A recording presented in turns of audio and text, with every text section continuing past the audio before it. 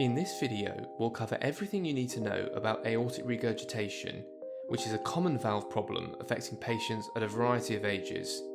You'll get a high-yield overview so you can quickly get to grips with the essentials, whether you're preparing for exams or just interested in learning more. If you're new here, welcome to Murmur Master, where I make regular videos to help you demystify cardiology. And if you've seen my videos before, welcome back. Aortic regurgitation describes the backflow of blood through the aortic valve in diastole, from the aorta to left ventricle. As a reminder, the normal aortic valve opens in systole to allow the forward flow of blood and closes in diastole to prevent backflow. A normal aortic valve has 3 leaflets or cusps. Aortic regurgitation is the third most common significant valve pathology, behind aortic stenosis and mitral regurgitation. Approximately 15% of aortic valve replacements performed are for aortic regurgitation as a primary pathology, with instead the majority performed for aortic stenosis. So what causes aortic regurgitation? The causes can be split into those due to dilatation or disruption of the aortic root/annulus, and those that directly affect the cusp of the aortic valve. When the aortic root is dilated or disrupted, the aortic valve cusps are stretched apart from one another, such that even if they themselves are structurally normal, they cannot coapt or touch properly in diastole without leaving a passage for blood to pass back through into the left ventricle. The most common cause here is hypertension, which affects around a third of adults globally. Aortic root dilatation and aortic regurgitation is more common in poorly controlled and long-standing hypertension. Rarer causes of aortic root dilatation include the congenital connective tissue diseases such as Marfan syndrome and Ehlers-Danlos syndrome, aortic vasculitis such as from giant cell arteritis, syphilis or Takayasu arteritis, and seronegative spondyloarthropathies such as ankylosing spondylitis. Acutely, aortic dissection can disrupt the aortic root and the valve's connection with the root, called commissural dehiscence, therefore causing AR. Next, abnormalities of the aortic cusps themselves can also cause AR, such as from primary or age-related degeneration of the valve, which is common in the Western world, infective endocarditis of the aortic valve, where a vegetation can prevent normal cusp closure or literally eat away at the valve leaflets, hence causing a perforation. Next, a congenitally bicuspid aortic valve, where patients are born with 2 rather than 3 leaflets, can cause AR, as although the 2 leaflets coapt, they usually leave a slight gap at the sides for blood to flow back. Bicuspid aortic valves affect around 1% of the general population. More rarely, rheumatic fever can cause stiff, immobile aortic valve leaflets, which can be prone to both aortic stenosis and regurgitation, although this is rare in the West now and almost always accompanied by significant mitral valve disease. Finally, iatrogenic or medically induced injury to the valve leaflets, such as from a catheter or surgical intervention, can also damage them, causing aortic regurgitation. So what is the pathophysiology of aortic regurgitation? Aortic regurgitation is a disease of volume overloading of the left ventricle. In the normal heart, the left ventricle is filled only in diastole by blood flowing from the left atrium through the open mitral valve. However, in aortic regurgitation, in addition to this normal filling, blood also flows back into the left ventricle through the aortic valve, hence increasing the overall diastolic filling of the left ventricle. This causes volume overload, also called increased preload of the left ventricle. In chronic aortic regurgitation, this is not a huge problem at first, because over time, the left ventricle dilates and thickens, also known as hypertrophy, to deal with this increased preload, which results in a more forceful contraction in systole to pump out the additional blood, hence compensating for the regurgitation. The Frank-Starling curve shows that as the preload increases, the force of contraction, i.e. the stroke volume or volume of blood ejected in systole with each beat, also increases. However, this compensation eventually becomes limited. As the volume of loading of the left ventricle becomes excessive and it dilates severely, the force of contraction starts to decrease as we go beyond the peak of the Frank-Starling curve, which causes decompensation and ultimately heart failure. In acute severe aortic regurgitation, such as from aortic dissection, The left ventricle does not have time to adapt or compensate, so patients usually present very unwell with acute heart failure. What symptoms do patients with aortic regurgitation present with? The main symptom is breathlessness or dyspnoea. Patients are usually asymptomatic with mild or moderate aortic regurgitation, but in severe aortic regurgitation, the left ventricular diastolic pressure increases substantially, resulting in increased pulmonary venous pressure and hence interstitial and alveolar edema in the lungs. This results in exertional dyspnea, i.e. breathlessness on exertion, orthopnoea, which is breathlessness when lying down, as gravity causes increased fluid accumulation in the lungs when lying flat, and paroxysmal nocturnal dyspnea, where patients wake up suddenly with shortness of breath for much the same reason. What are the clinical signs associated with aortic regurgitation? Signs are usually only present in moderate to severe aortic regurgitation. A common way to remember these is by starting at the periphery and moving towards the heart.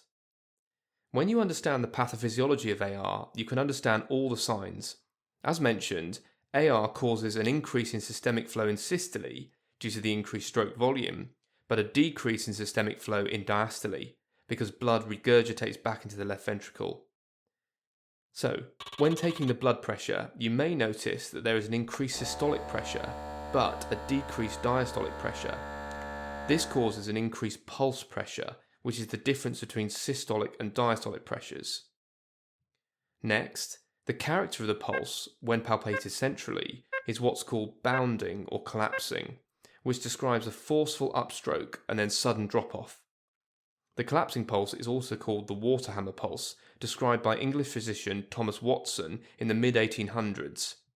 He likened the pulse, as an analogy, to the popular Victorian child's toy called the water hammer, which consisted of a tube filled half with water and the other half a vacuum. The child would invert the tube and the water would slam forcefully at the other end, making a hammer sound. Doesn't sound like much fun, but I guess they didn't really have much in those days. Anyway, the water hammer pulse can be demonstrated nicely by palpating the radial pulse lightly with your fingers and then rapidly raising the patient's arm.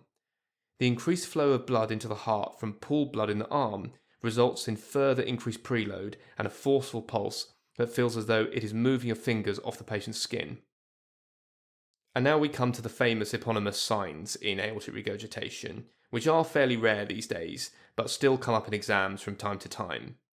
They are all again associated with a rapid upstroke and then collapse in pressure with each pulse. Quincke's sign describes visible nail bed pulsation. Corrigan's sign describes visible and forceful carotid pulsation. Muller's sign is visible pulsation of the uvula inside the mouth. De Musset's sign is visible head bobbing with each pulse. Traub's sign describes a systolic pistol shot sound heard when auscultating with a stethoscope the femoral artery. And related but slightly different, de Rosier's sign occurs when a stethoscope is forcefully applied over the femoral artery and you can hear a systolic sound and diastolic sound. Palpating the chest may reveal a thrusting, which is a forceful but short-lived apex beat that is displaced inferiorly and laterally to its normal position in the fifth intercostal space mid-clavicular line, as the left ventricle progressively dilates. Now for the murmur. Classically, auscultation reveals an early diastolic murmur, i.e. just after the aortic valve closes, as the blood flowing back into the left ventricle in diastole is turbulent. It is usually loudest at the left lower sternal border, i.e. the direction of blood, and right upper sternal border. However, due to the increased flow of blood in systole, patients commonly also have a systolic flow murmur. Let's have a listen to this patient who has severe aortic regurgitation.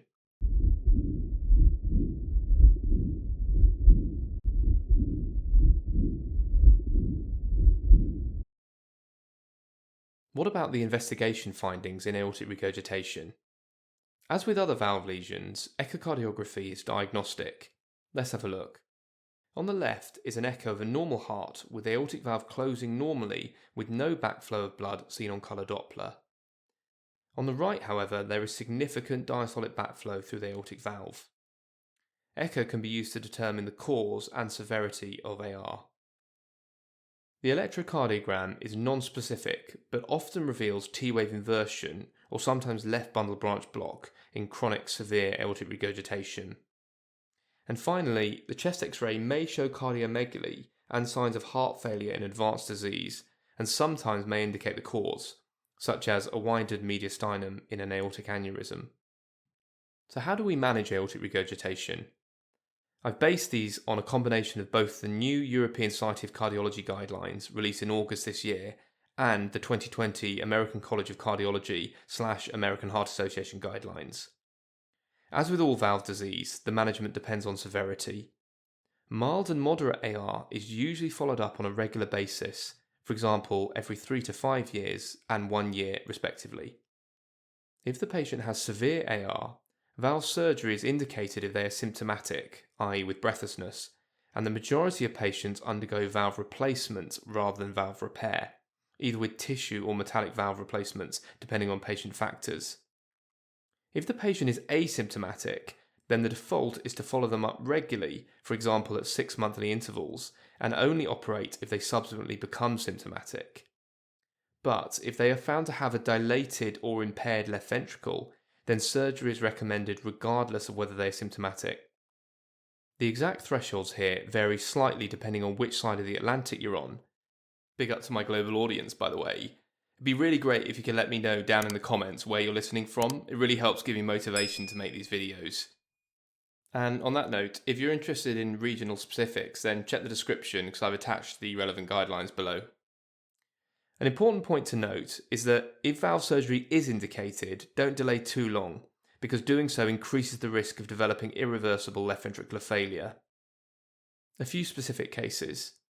If a decision for valve surgery has been made, and the aortic root is greater or equal to 45 mm in diameter, then consideration of an aortic root replacement is also required.